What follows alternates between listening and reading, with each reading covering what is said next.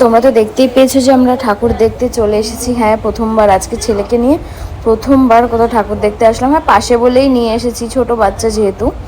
তো যাই হোক, এটাই ওর ফার্স্ট ঠাকুর দেখা। আর বেশিক্ষণ দাঁড়াইনি, একটু বসার জায়গা ছিল ওখানে, চেয়ার, কিন্তু বসিনি। কারণ হচ্ছে ওখানে না প্রচুর জোরে গান চলছিল, সেটা তো ওর জন্য ঠিক না।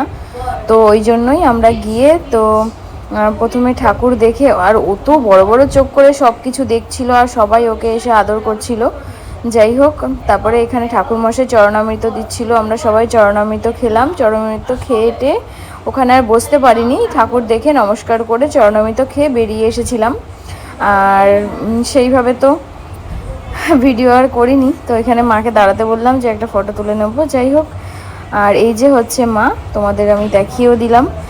আর খুব সুন্দর, মাকে কেমন দেখতে লাগছে অবশ্যই কিন্তু কমেন্ট করে জানিও।